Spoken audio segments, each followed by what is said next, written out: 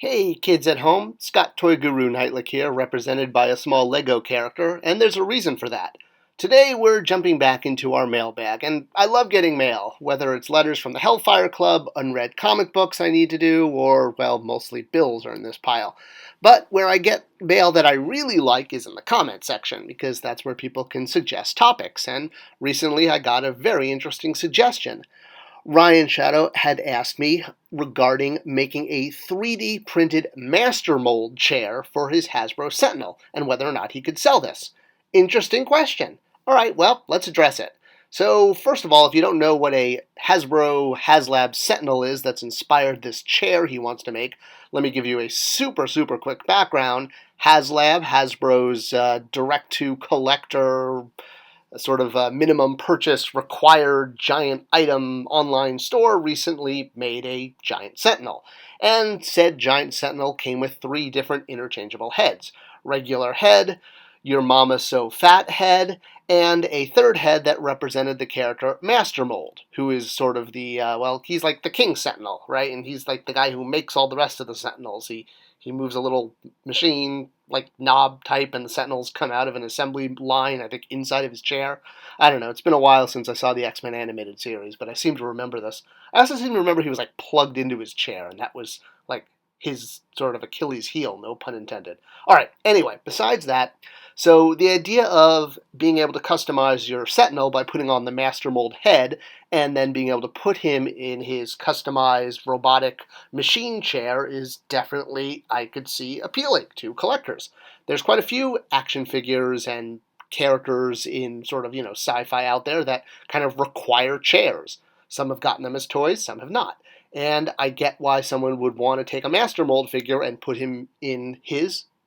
Robots are its still, right? They don't have gender? I don't know. I'm offending someone, probably robots. But yes, okay, so you're going to put Master Mold in a chair, you're going to 3D print it and sell it. Can you do this? Well, the short answer is yes, kinda, maybe. And let me explain why you may or may not be able to legally do this. So obviously, Sentinels and Master Mold are trademarks of Marvel/Disney, but when you hand make something, you are not a licensee. You are part of the craft industry, right? Have you ever been to a craft fair? If you haven't, they're really fun. I highly suggest it, especially if you have kids.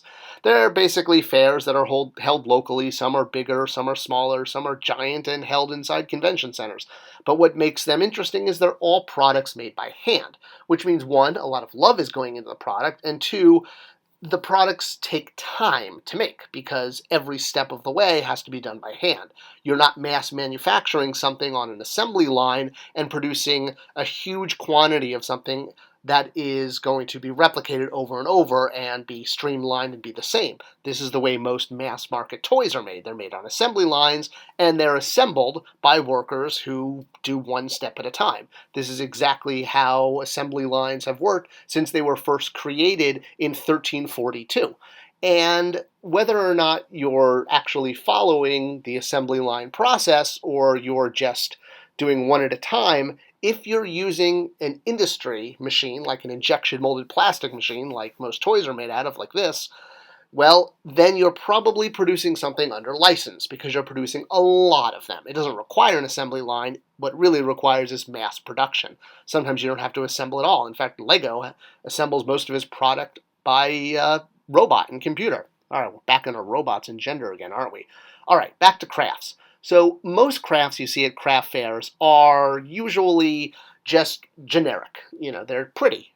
But sometimes crafts are handmade crafts of characters. This is obviously supposed to be Silly Man. And he's got the trademark Silly Man shield, the trademark Silly Man cape, and the trademark Silly Man S curl in his hair. So you recognize who that is. This is obviously Web Red Dude. And when you're going to make crafts of characters that are licensed, maybe it's because you're doing them custom for a specific person, like in this sample, Markman is being called to action by Commissioner not Jim Gordon.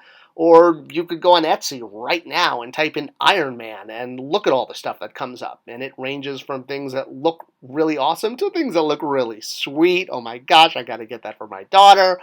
All right, bookmarking that one now. Anyway, the point being is that if you are making items of a licensed IP, like Spider-Man and Venom here, enough with the made-up name, Scott, well, yes, you run the risk of copyright infringement. But why is a giant company probably not going to shut you down? Let's use a real-world example. Smith Lord Creations on The Fan Strike Back makes vintage-looking Star Wars figures as if they were made by Kenner. Now, I think some of the stuff he does is really cool. I haven't purchased any, and I'll get to why in a moment, but visually it looks like it popped right out of a 1980s collection, or 1978 in this case. Now, why have I not purchased these? Well, that's because they're expensive, because they're handmade. He charges $220 for a Bantha, which is a lot more than Hasbro would probably charge for it. And you might say, well, Hasbro makes vintage collection figures, right? So why aren't they just shutting him down?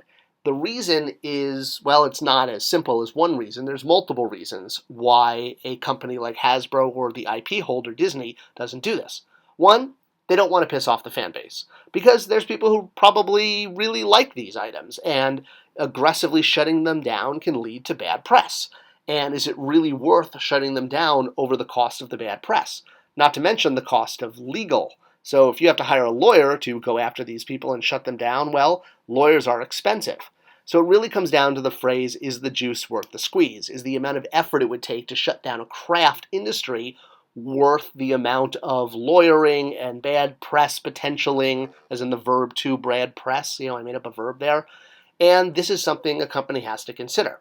So let's go back to the original example and the question that I got in my mailbag about a Sentinel Master Mold figure and his giant chair of doom. So, can you 3D print this and sell this? Well, probably, especially because you're just trying to make a chair. You're not making something that is, an actual representation of a character like a Sentinel or Spider-Man. And also because it complements the product that people have already bought. They're probably not going to buy a chair if they don't already have a Sentinel, hence complementary goods. They've already spent the money with Hasbro and bought the Sentinel. You're just giving them something to help them display their Sentinel, almost like a shelf. It's just a shelf in the shape of a chair. And this is a lot of times seen by large corporations as increasing the overall value of their brand. So whether it's a Bantha that looks like it should have come out in 1978, or a chair for Master Mold, the big companies have no plans to make these right now. So when you purchase them, you're essentially buying something that complements what you have purchased and might even make you purchase more. Now that you have a Master Mold chair, maybe you'll buy another Wolverine figure. Unless you're making something like a Marvel Legends 6-inch Spot, which Hasbro really should be making, well, if you're charging $20 for this, yeah, you might get a cease and desist. But if you're charging $100 for this, not so much, because that doesn't interfere with their core business, and because they haven't made a Spot, it doesn't infringe. So, $220 Bantha? Yeah, it could be something that Hasbro could make now that they're making, retro series figures, but Hasbro looks at it as really more of a celebration of their brand, especially when you're charging a good amount of money for it, and it's made by hand. A great example of this is also Disney princesses. I don't mean like the ones that live in the park or in the movies, but the ones that you can hire to come to your little girl's birthday party. I actually have a friend that does this, and you can select on her website that you would like her to be Snow Princess or Snow Queen, and she will show up as Elsa or Anna. She doesn't list Elsa and Anna because those names are copyrighted, but you know what you're getting. Now, why doesn't Disney shut down her business? Well, because Disney is not in the business of attending little girl birthday parties around the country. They don't have the bandwidth for this. This takes a lot of, stuff, to set up this kind of business. And so people around the country who do this independently, a company like Disney will see them as helping them. They're not going to shut you down because you dress up as their character and get paid to go to a little girl's birthday party, because they're not going to franchise this out. What you're really doing is you're doing a service for Disney, because when you show up at a little girl's birthday party dressed as Jasmine, and probably most people on this channel watching shouldn't, but hey, if you do, well, odds are that the kids at the birthday party are now going to be more interested than ever in Princess Jasmine, and they're going to go out and buy Princess Jasmine merchandise, which helps Disney, helps Hasbro. Unless, of course, they also go out and get a copy of the Arabian Nights, translated by Sir Richard Burton, and read the fact that there is no Princess Jasmine, which would lead to some kind of ontological shock where the little girl now sees the world as it truly is and can no longer contain herself and everything just snowballs.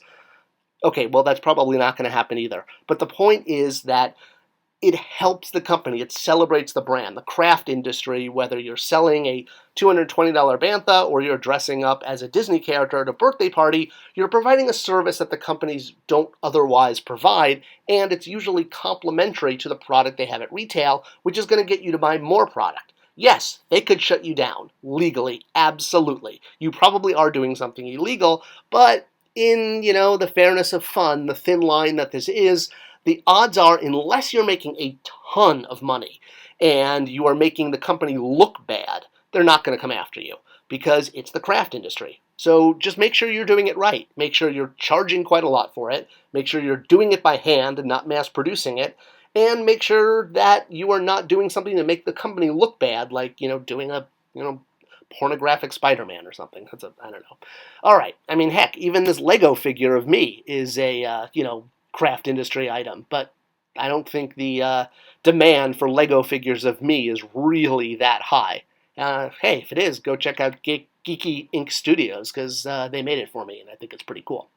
I hope this video answered the question and was an insight into the craft industry. Let me know in the comments below. Maybe I'll make a video on your question. Share, like, subscribe. It all helps the algorithm. Thanks for watching.